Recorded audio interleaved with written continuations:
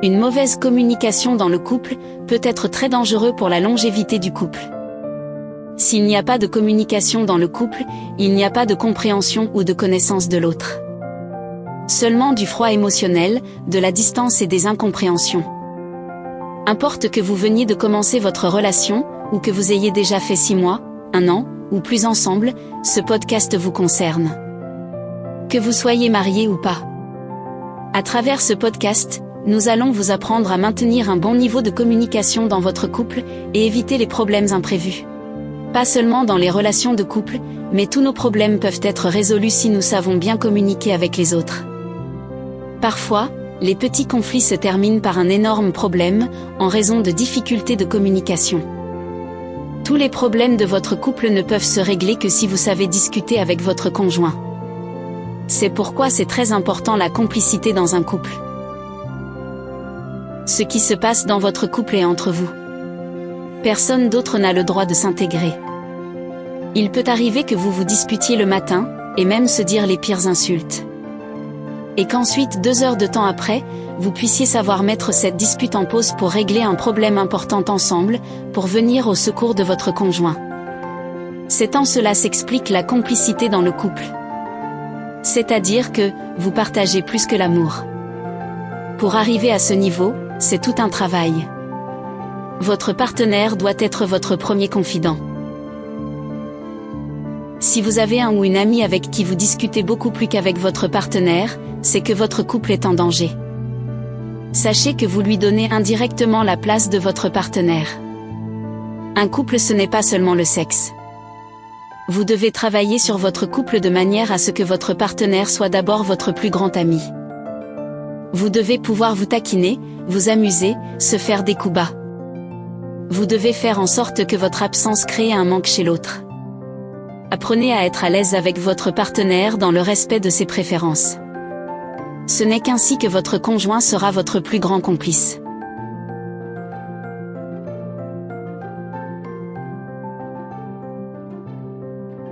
Après être vraiment très proche de votre partenaire, l'ouverture d'esprit est importante. En couple, vous ne devez pas avoir de sujet tabou ni d'intimité l'un envers l'autre. C'est des choses qui détruisent les relations. Votre partenaire doit être une seconde version de vous. Si on vous prend séparément et qu'on pose les mêmes questions, vous devez pouvoir sortir à peu près les mêmes réponses. N'ayez jamais peur de discuter d'un sujet ou d'un autre avec lui. Ce n'est que comme ça que vous pouvez être vraiment très proche. Si vous avez des doutes sur n'importe quel sujet à son propos, dites-le lui sans hésitation. Après tout, il doit pouvoir comprendre importe le sujet.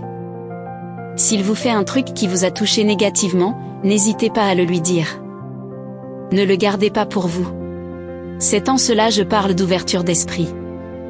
Mettez en tête que personne ne viendra régler vos problèmes de couple pour vous à part vous-même. De même, s'il fait une chose qui vous a aussi touché positivement, dites-le lui aussi en le félicitant.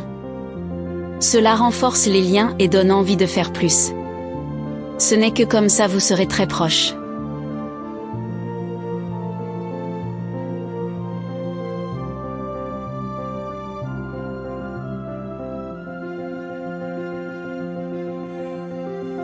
Ça peut arriver que votre conjoint vous parle peut-être mal en public ou vous fasse un truc que vous n'aimez pas. Ne dites pas que vous allez lui rendre ça coûte que coûte. Les relations durables ne fonctionnent pas comme ça. Prenez votre mal en patience et soyez très mature.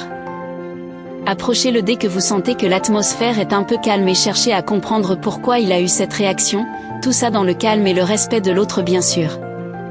Même s'il a raison dans ses reproches, faites-lui quand même comprendre que vous n'aimez pas qu'on vous parle mal et encore moins en public. Et qu'il pourrait faire ses reproches autrement, vous auriez compris. C'est ce qu'on appelle la communication dans un couple. En effet, dans les couples durables, le respect est mutuel et va dans les deux sens, cela diminue les affrontements et les disputes inutiles. Donc vous devez être en mesure de tout dire à votre partenaire. Que vous ayez envie de lui sexuellement, que vous voudriez lui faire un reproche, aussi tabou que soit cette reproche, que vous ayez n'importe quel problème. N'hésitez jamais, mettez-le plutôt en première place. Il doit être votre priorité.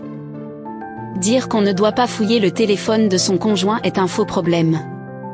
C'est une des choses qui détruisent beaucoup de couples aujourd'hui.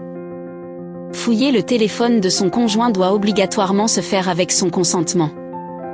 Mais d'abord la femme doit aussi obligatoirement avoir accès au téléphone de son homme et vice-versa. C'est même le premier commandement d'un couple car beaucoup de facteurs entrent directement en jeu comme par exemple dans des cas d'urgence, votre serait le mieux placé pour maîtriser vos appareils. Mais en dépit de tout ça, il y a aussi une chose très importante qu'on appelle la confiance dans un couple. Sans ça aucun couple ne peut durer même pas un mois sans fréquemment se disputer. Et la confiance se mérite. Mériter la confiance de votre partenaire passe d'abord par le fait de ne rien lui cacher, lui dire toujours la vérité, être ouvert avec lui c'est-à-dire une bonne communication. Lui permettre d'avoir accès à votre téléphone et même fouiller s'il veut et que vous n'avez rien à lui cacher. Un partenaire mis dans cette condition n'a aucune raison de douter de vous. Pourquoi douter de vous si vous le mettez dans toutes ces conditions et que vous faites de lui votre priorité ? Mais notons que pour une transparence des faits et une ouverture d'esprit dans le couple, la fouille doit se faire devant le partenaire. Si vous vouliez fouiller ses messages, ses réseaux sociaux, vous devez le faire en sa présence. Ainsi vous lui demandez explication sur vos incompréhensions en même temps. Le fait de savoir que votre partenaire n'a rien à vous cacher vous mettra en confiance de telle manière que vous serez confiant dans votre relation. Le faire en face de lui prouvera qu'il peut vous faire aussi confiance car vous ne vous êtes pas caché pour l'espionner. Ainsi il y aura une certaine sécurité dans votre couple. Donc c'est très important la confiance dans un couple pour une bonne communication et vice-versa.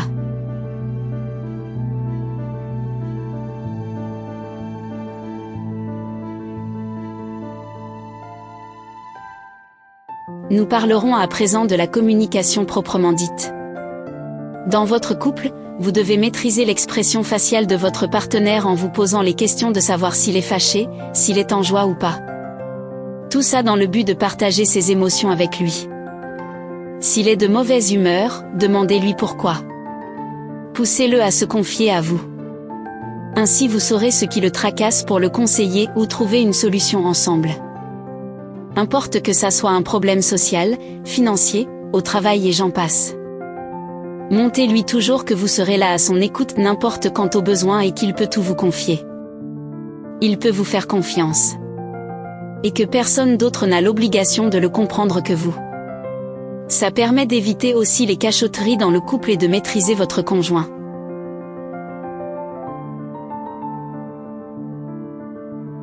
Toutes ces conditions remplies supposent que vous êtes très proche et complice avec votre partenaire, en plus de ça, vous êtes ouvert et pouvez tout vous dire. Vous n'avez pas de sujet tabou. Vous maîtrisez votre partenaire comme vous-même, ses sauts d'humeur, vous savez comment le calmer, comment l'aborder. Il n'y aura pas de raison qu'il vous cache des choses. Importe le souci qu'il aura, vous serez la première personne à qui il voudra en parler.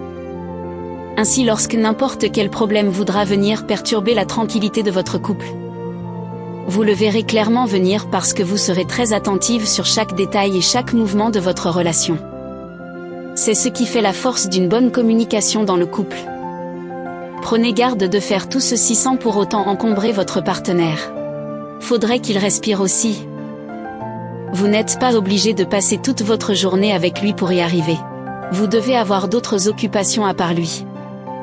Faudrait juste que le peu de temps que vous passerez ensemble soit riche en communication. Qu'on sente que le courant passe naturellement et que vous n'êtes pas obligé de forcer. Ce n'est que comme ça votre couple sera solide. Faites tout ça et ne cessez jamais. Car, aussi longtemps que vous êtes en couple, l'effort ne doit jamais s'arrêter. Ainsi votre relation ne sera jamais atteinte. Chaque seconde qui passe sur vous est importante pour prouver à l'autre combien on tient à lui. C'est le jour où vous arrêtez de prouver votre amour et votre considération que les problèmes commenceront dans votre couple. Importe que vous ayez déjà fait 10 ans, 20 ans ou plus. C'est pourquoi, dit-on, être en relation avec quelqu'un est une décision que l'on prend. Vous vous mettrez en tête que vous voulez être en relation avec votre soi-disant partenaire et rien de plus. Importe qu'il soit imparfait à sa manière. Ce n'est que comme ça vous affronterez les maux de chaque jour qui s'écrouleront sur votre couple jusqu'au dernier.